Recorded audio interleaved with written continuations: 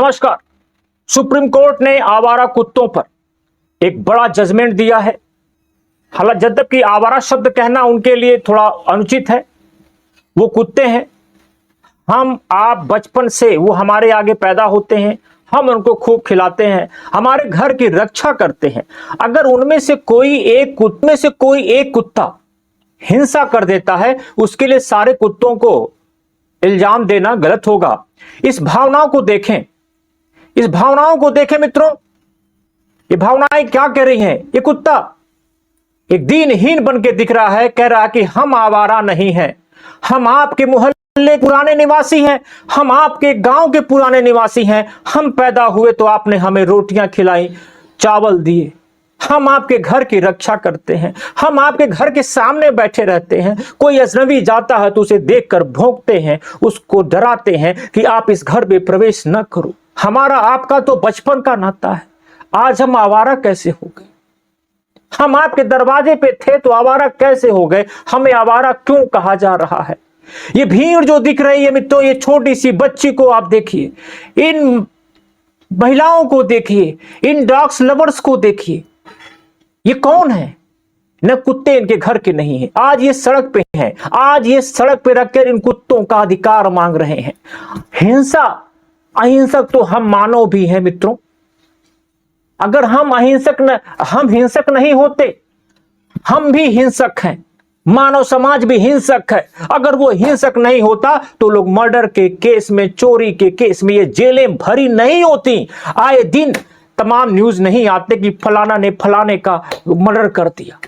वो हिंसक प्रवृत्ति ही दिखाती है, मानव भी हिंसा करता है, लेकिन ये बेजुबान है। अगर इनमें से कोई एक हिंसक निकल ही गया तो हमें इनकी पूरी प्रजाति को हिंसक कहना गलत होगा।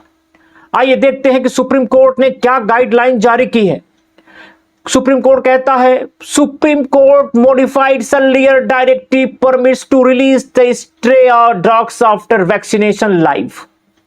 ये सुप्रीम कोर्ट का डिसीजन है, अर्थात कि जिस एरिया से कुत्ते उठाए जाएं उनका वैक्सीनेशन प्रॉपर किया जाए, वैक्सीनेशन करने के बाद उनको उसी एरिया में छोड़ दिया जाए। यह नहीं कि आप जो है कुत्ता उठा रहे हैं ए से और उनको छोड़ रहे हैं बी में ताकि वहां पे उनमें युद्ध शुरू हो जाए। ऐसा नहीं। अगर आपने कुत्ते के झुंड को ए से उठाया है तो आप क्या करेंगे कि उसका परीक्षण करेंगे। अगर रेबीज संक्रमित है तो उसे सारे कुत्तों को रेबीज के इंजेक्शन लगाएंगे और हिंसक कुत्तों को नहीं छोड़ेंगे। यही सुप्रीम कोर्ट कह रहा है। आइए देखते हैं उसकी 8 प्रमुख बातें क्या हैं।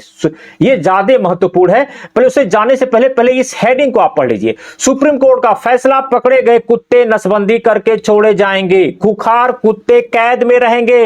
अगर किसी ने पकड़ने से रोका तो 25,000 और उस एनजीओ पर 2 लाख का जुर्माना लगा दिया जाएगा। आगे देखते हैं कि क्या महत्वपूर्ण बातें हैं। सौजन्य से दैनिक भास्कर है मेरे पास, उसके तो पहले दिए गए निर्देश जारी रहेंगे। चलिए, नंबर 2 महत्वपूर्ण है, उसको पढ़िए।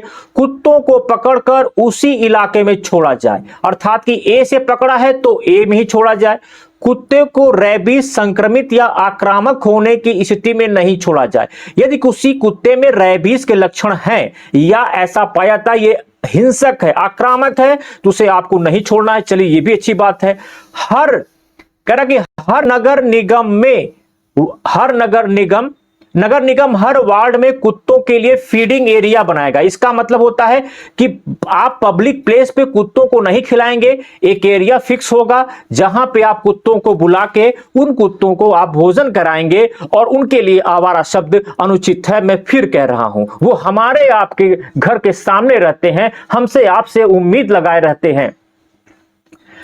नगर निगम में कुत्तों के लिए फीडिंग एमसीडी एक शिकायत नंबर जारी करेगी। ये इंपॉर्टेंट है कि एमसीडी क्या करेगी, एक शिकायत आपका हेल्पलाइन नंबर जारी करेगी। अगर किसी सरकारी कर्मचारी को रोकने की कोशिश की गई तो जिम्मेदार व्यक्ति पर कार्रवाई होगी।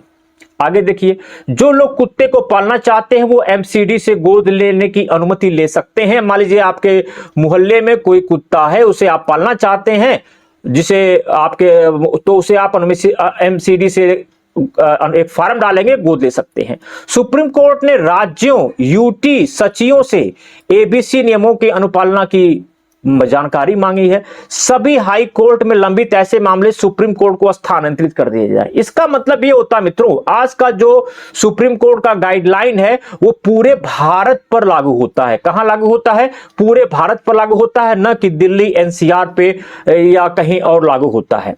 तो मित्रों, मुझे उम्मीद है कि आपको ये सारी जानकारी समझ में आई होगी। याद रखिएगा, कुत्ते ये आवारा नहीं है, ये हमारे आपके बीच के हैं, ये जानवर हैं।